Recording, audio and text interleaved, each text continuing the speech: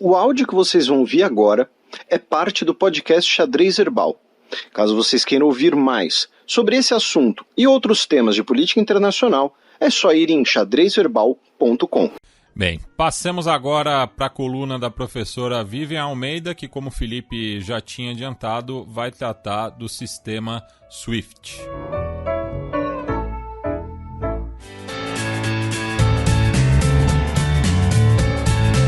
Gambito da Dama.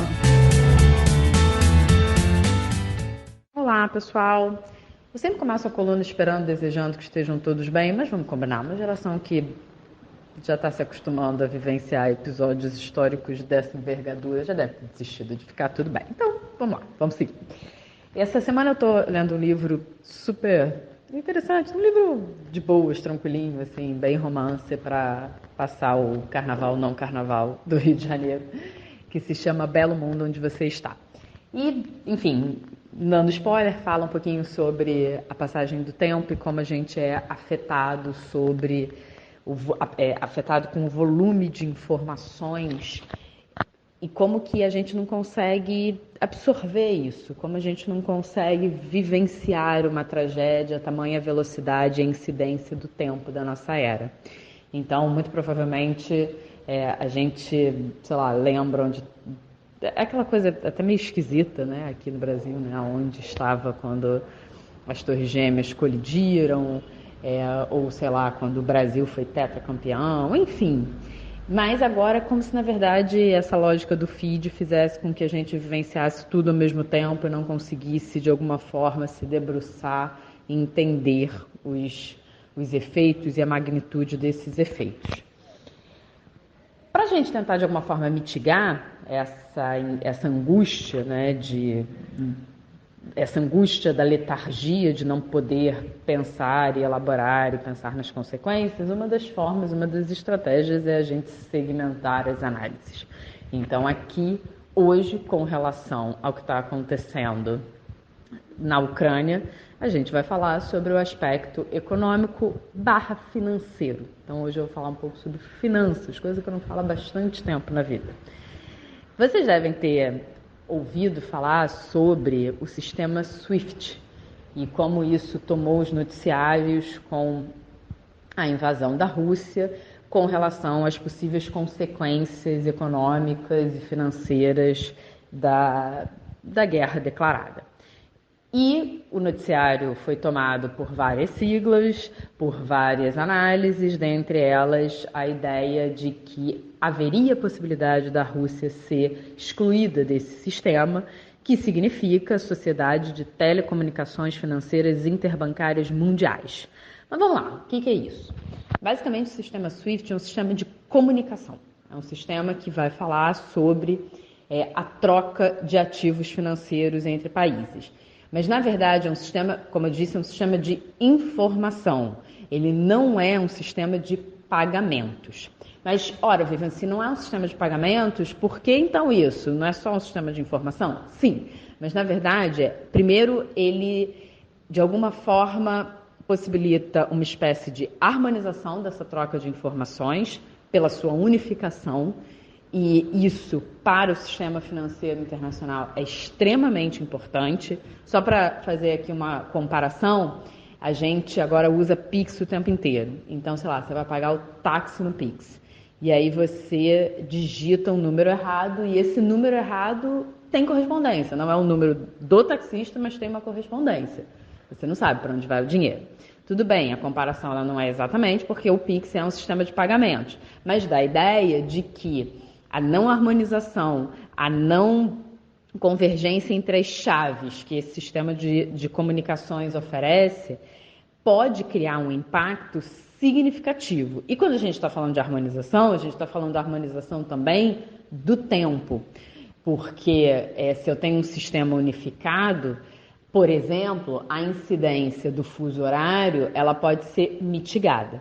Então, pensar num sistema que de alguma forma congrega informações das mais relevantes economias que garantem a segurança dessa informação, garantem que a gente vai para uma determinada conta, para essa transferência de dinheiro. Esse dinheiro vai chegar, Obviamente, isso é um fluxo financeiro necessário para o mundo globalizado que a gente tem. Então, só para vocês terem uma ideia do volume de transações, primeiro, 200 países são cadastrados nesse sistema, né? Tem contas nesse sistema, tem chaves de acesso nesses sistemas, através de mais de 10 mil instituições financeiras, e o volume médio de informações, de mensagens que circulam nesse sistema, no ano passado, foram de 42 milhões por dia, tá? Bom, dito isso, a gente tem aqui algumas informações que eu vou resumir. Bom, primeiro, quando a gente está falando de uma economia globalizada, é natural que a gente pense de duas formas. Que circula dinheiro, porque as pessoas querem enriquecer, e que circula bens e mercadorias, porque as pessoas precisam consumir. Só que, na verdade, quando a gente está falando de um sistema econômico, a gente está falando de, isso mesmo, um sistema que ele é interconectado. Então, os bens e mercadorias precisam de um sistema financeiro e um sistema monetário para circular esse dinheiro. E, portanto, vamos pensar assim, uma plataforma que seja segura e unificada faz com que essa circulação seja a mais garantida possível, tá? Então, a Rússia ser expulsa desse sistema tem um impacto não só em pessoas que estão a fim de transacionar ativos financeiros, mas ataca, né, acaba impactando também no que a gente chama de economia real. Por quê? O que acontece? Ora, temos lá o sistema, entendemos que é uma chave de acesso, é uma troca de informações, então um país, uma instituição financeira de um país avisa para uma instituição financeira de outro país, estou transferindo dinheiro, vai chegar aí, tá seguro, tá? E essa instituição no outro país recebe, fecha a transação e esse dinheiro ele vai ser usado para os mais variados fins e, enfim, a gente não está nem conjecturando sobre isso, né? Se você tem essa garantia, você toma decisão a partir dessa garantia, tá?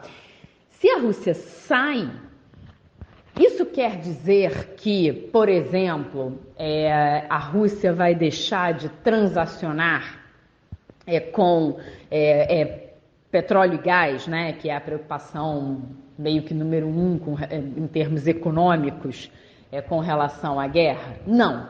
Mas o que vai acontecer? É só a gente pensar a diferença entre você, por exemplo, vou pegar o exemplo do táxi, né? Entre você agora ter Pix e você não ter Pix.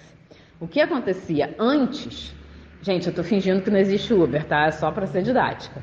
Eu tinha que sair da minha casa, passar num banco, enfrentar uma fila de banco, tirar o dinheiro, ter algum risco, né, de eventualmente ser assaltada no meio do caminho e aí sim pagar o táxi. Agora, a maioria, né, dos taxistas aceitam, então eu saio da minha casa, pego o celular, faço sinal para o táxi, moço, você aceita Pix? Aceito. E entro no táxi e faço a transferência para ele sem nenhum do que nós, economistas, chamamos de custo de transação. Ou seja, a informação é imediata, é de A para B, no caso de Vivian para alguém que vai receber esse dinheiro. Obviamente, né, você pode pensar, Vivian, mas poxa, esse custo que você falou não tem problema nenhum, vai que você mora do lado de um banco. Sim, mas uma coisa é o meu exemplo individual, outra coisa é pensar numa escala global. Se a Rússia sai desse sistema, o que vai acontecer é que para que ela possa fornecer os bens que nós sabemos que são de uma relevância considerável no mundo, né? Petróleo e gás é o que faz não só circular dinheiro, circular bens e mercadorias, enfim, né? A gente está falando de combustível. Isso vai fazer com que esses custos de transação, essa informação que vai ter mais etapas para chegar, menos segurança, mais risco, se torne mais cara. Porque, ao fim e ao cabo, a gente sempre se preocupa em economia com o aumento dos custos que vai impactar o preço. Então, essa mercadoria ficando mais cara, chegando num mundo já inflacionado por conta dos efeitos pandêmicos, ganha uma envergadura de tragédia maior ainda do que já se configura como a tragédia da guerra que está acontecendo. porque a gente vai, de alguma forma, observando, para além dos custos humanitários irreversíveis, eu sempre gosto de fazer essa observação, assim, os custos humanitários, eles sempre têm que estar em primeiro lugar na preocupação, para além dos custos econômicos, a gente também vai ter custos econômicos que vão reverberar no mundo inteiro. Então, quando a gente observa, do ponto de vista político, a demanda por sanções para salvaguardar as vidas, né, que ainda não foram perdidas e espero que não sejam, a gente sabe que, na verdade, essas sanções econômicas, elas não são sanções que impactam só a Rússia. Obviamente que é sempre a maior prejudicada, porque o dinheiro e as decisões vão procurando seus caminhos, né? Então, a estimativa é que a Rússia, se sair desse sistema, perca aproximadamente 5% do PIB. Mas isso também impacta o mundo, porque até esse reajuste, esse realinhamento entre os processos de tomada de decisão, você tem esses custos de transação, você tem esses custos que vão impactar no nível geral de preços e vai fazer com que a gente entre 2022 como presente por 2 anos de pandemia, uma guerra e um mundo ainda mais deteriorado em termos econômicos. Então, assim, como eu disse lá no início, quando a gente se depara com esse mundo tão caótico, cheio de informação, cheio de estímulos, cheio de decisão, a gente vira aquele vetor que aponta para todas as direções, a gente fica parado. Uma forma da gente mitigar isso é pensar a partir um pouco dessas estratégias específicas. E do ponto de vista econômico, o SWIFT que apareceu, né, e aqui eu não estou dizendo para ninguém virar especialista nisso, mas revela que a conexão ela não é só retórica, ela impõe decisões que podem ultrapassar as decisões políticas, porque ela vai ter impactos econômicos sérios. A harmonização das informações, a segurança da informação é um ganho considerável no sistema financeiro, e mais que considerável, relativamente novo.